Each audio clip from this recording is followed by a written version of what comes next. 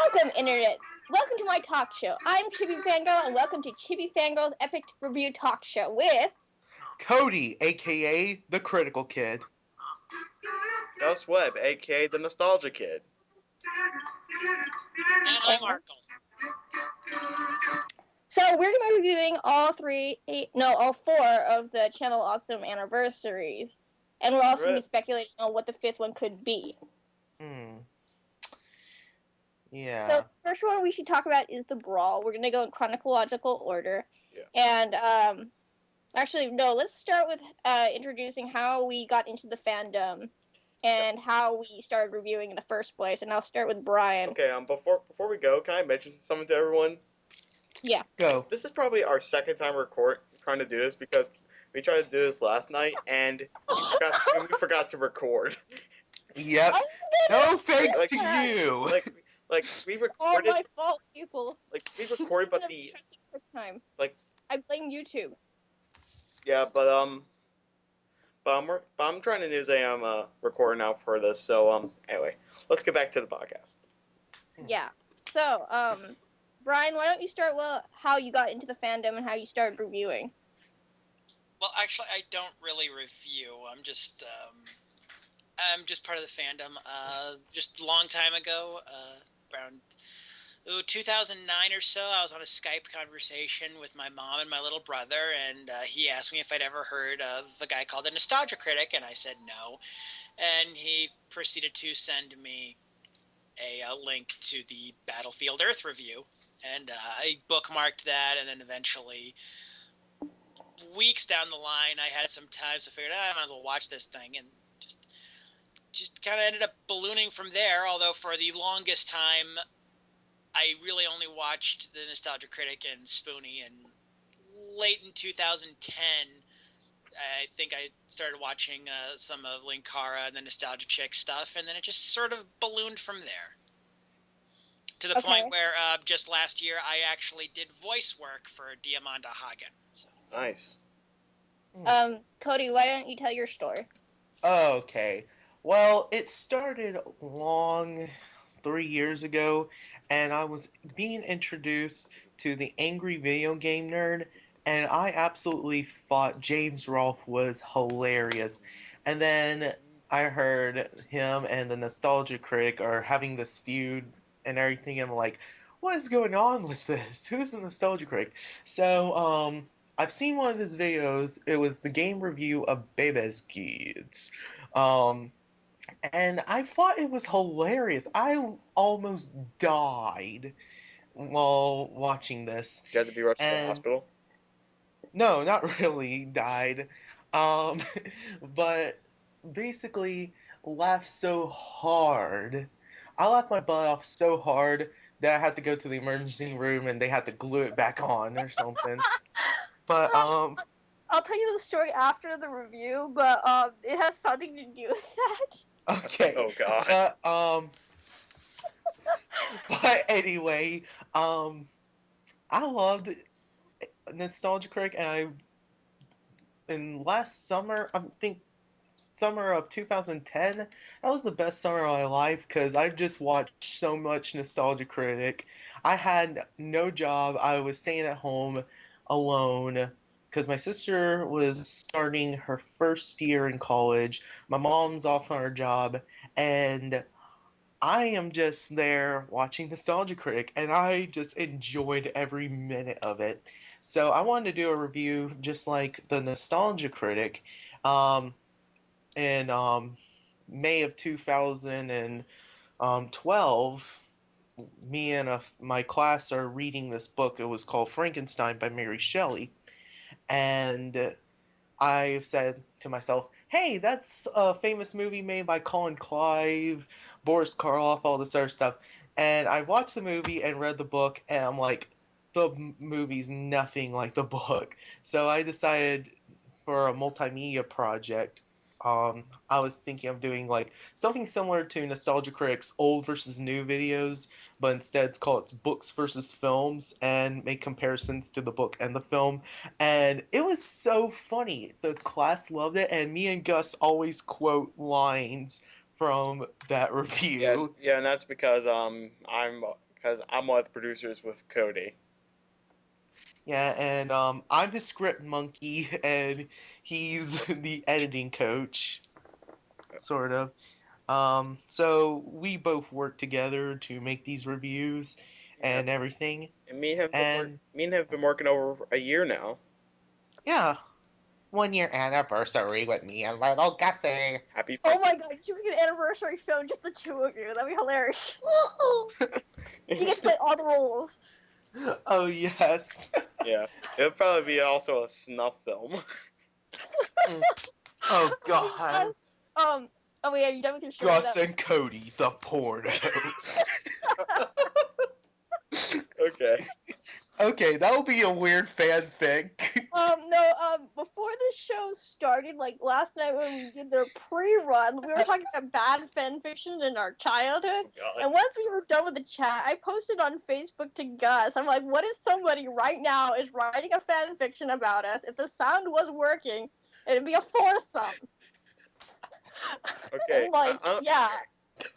Okay. I don't need more fiction. I don't need more fan fiction because I already have enough people question my sexuality.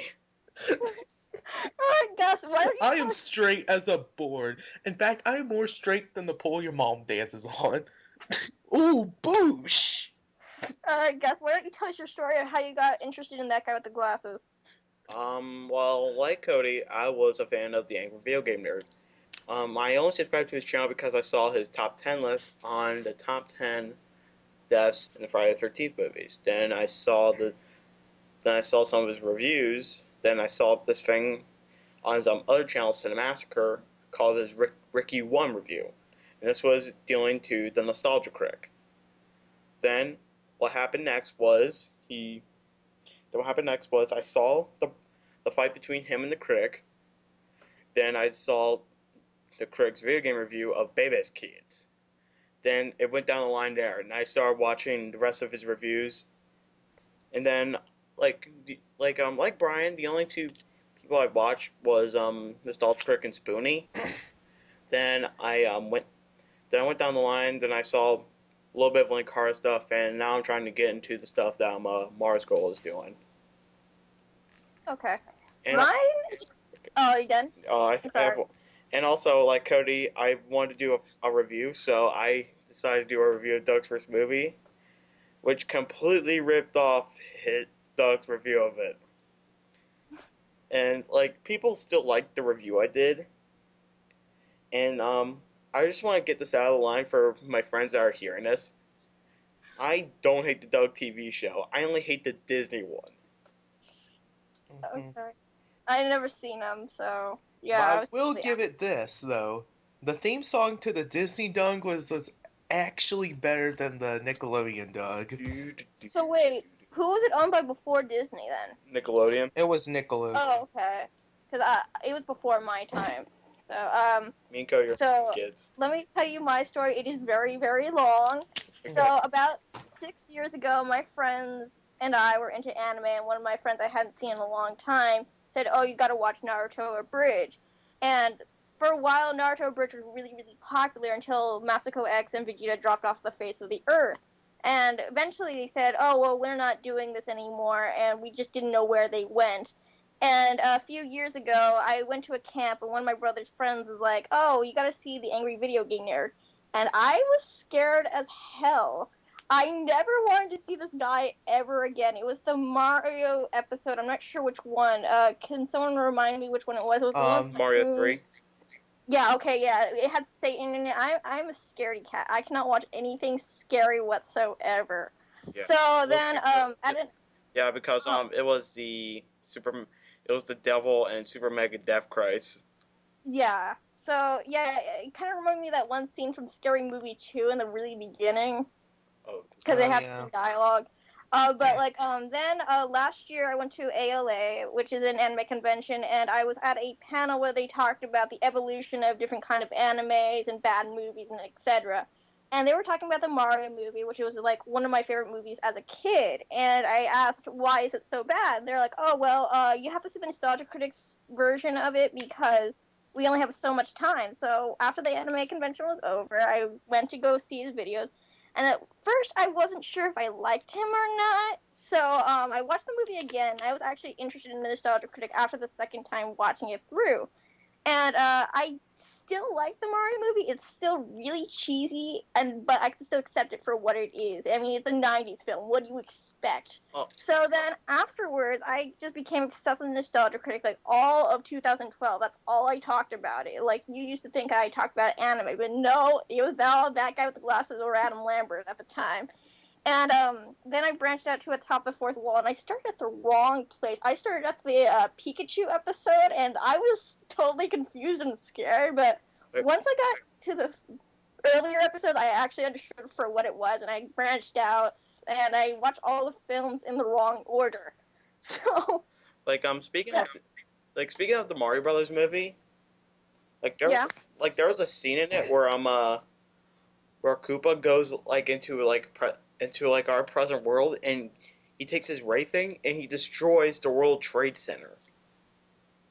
that's Yeah. That was years before 9/11. yeah. No. I bet, you know how they re-edited that trailer for the first Spider-Man? I think, for the edited movie, it's we edit that scene out because we think that's too offensive and all that other stuff. I need to see that movie again now that you mentioned it, because I haven't seen it since January.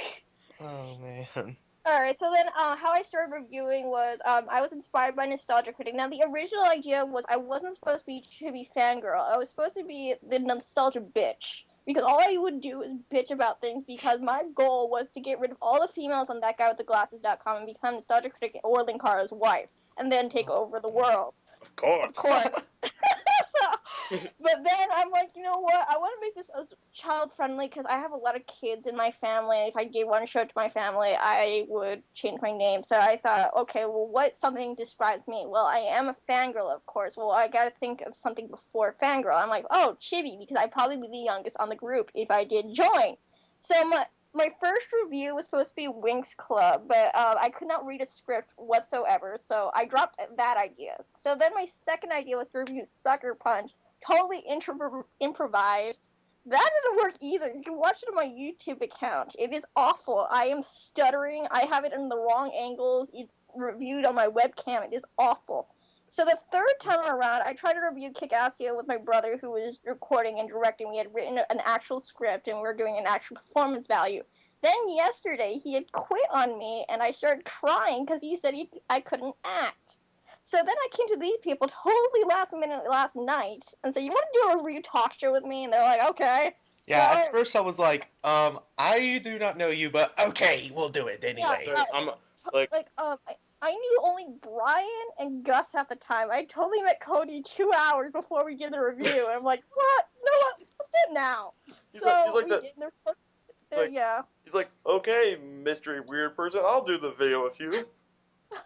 So, yeah, there was originally supposed to be, 7 of us, but one person didn't reply, one person didn't have a mic, and 2 people didn't want to be part of the conversation. So, yeah. They're lost. Yeah, but one of them was supposed to be Masako X, who went missing.